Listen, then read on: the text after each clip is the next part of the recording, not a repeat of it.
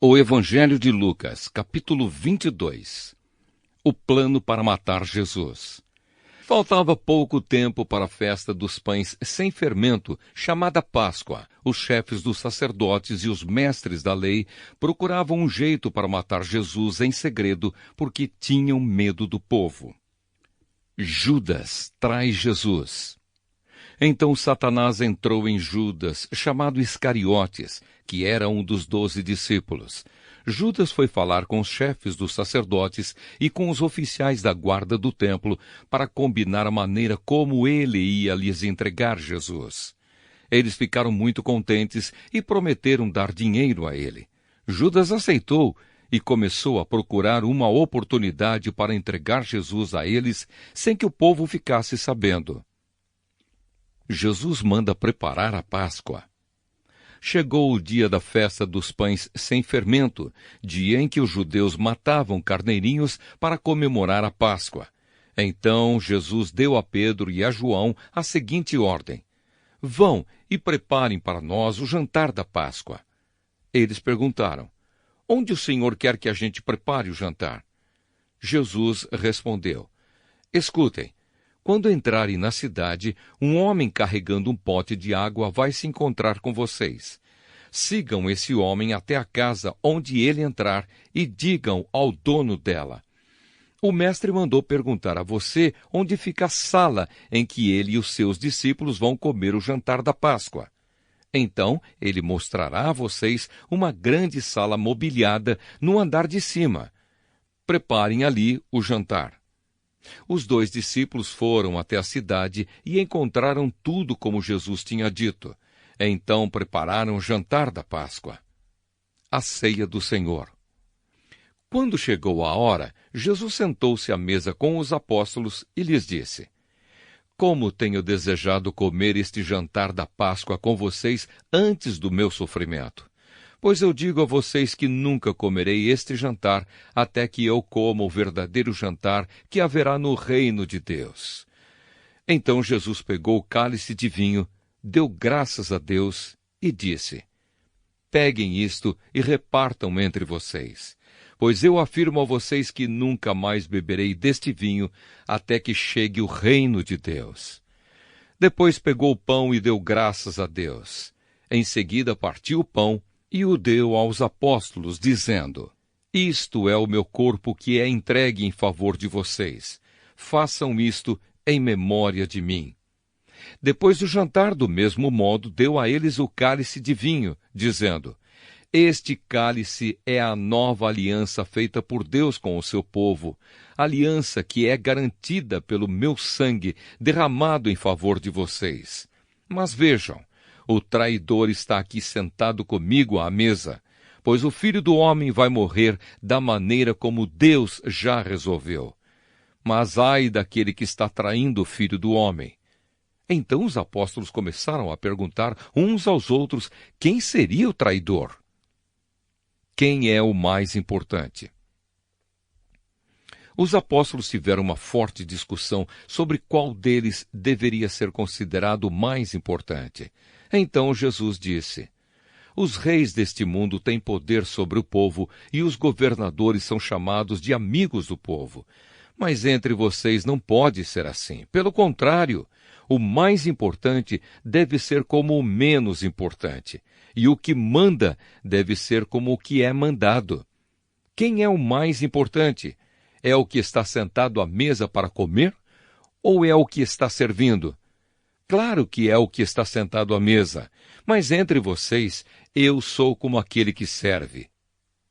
Vocês têm estado sempre comigo nos meus sofrimentos.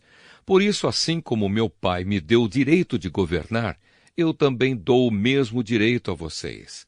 Vocês vão comer e beber à minha mesa no meu reino e sentarão em tronos para julgar as 12 tribos de Israel.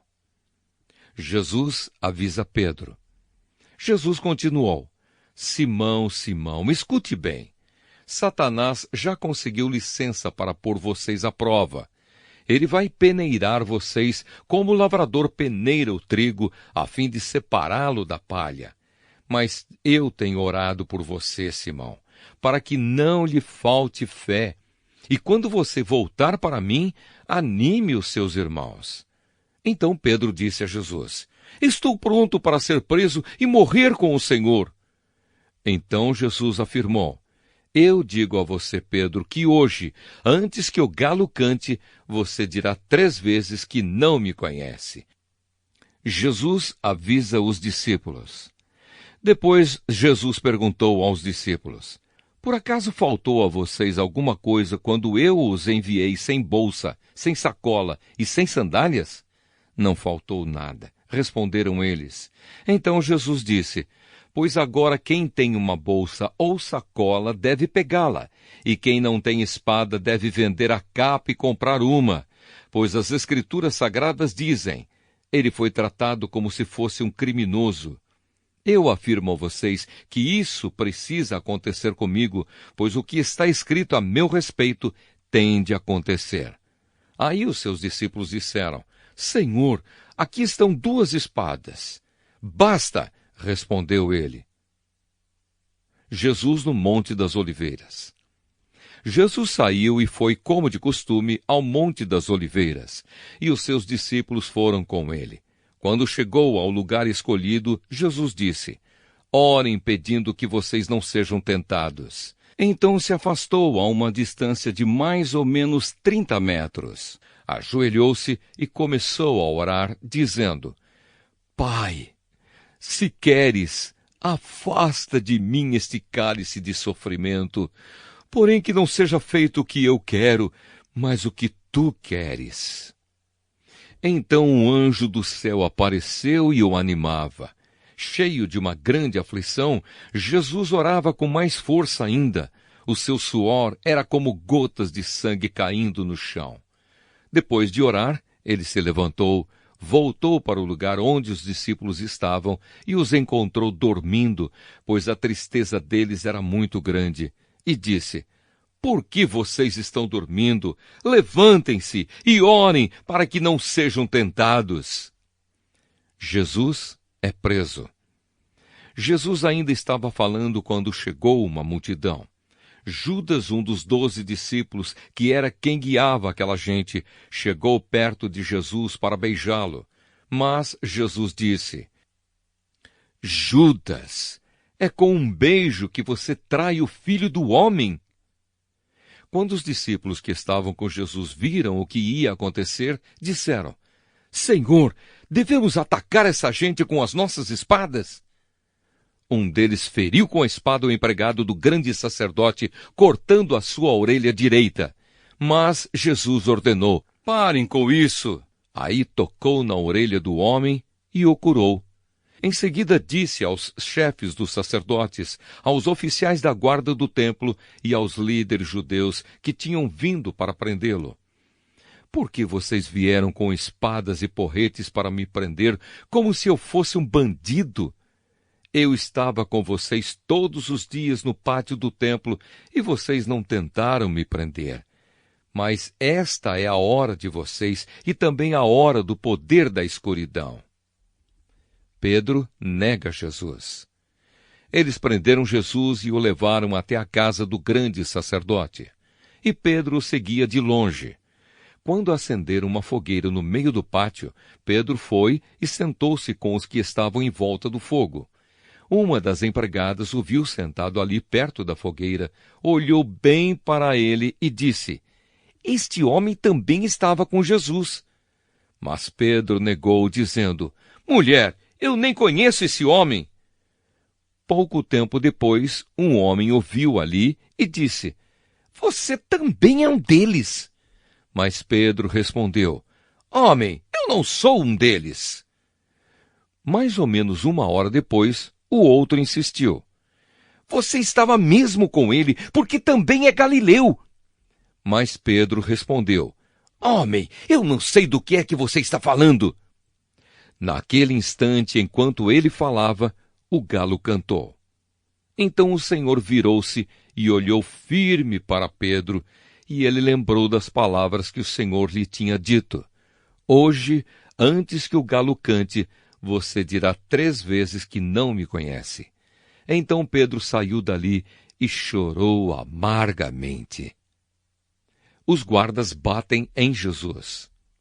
Os homens que estavam guardando Jesus zombavam dele e batiam nele. Taparam os olhos dele e perguntavam: quem foi que bateu em você? Adivinhe!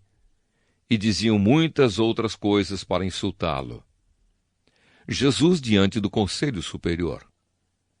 Quando amanheceu, alguns líderes dos judeus, alguns chefes dos sacerdotes e alguns mestres da lei se reuniram. Depois mandaram levar Jesus diante do Conselho Superior.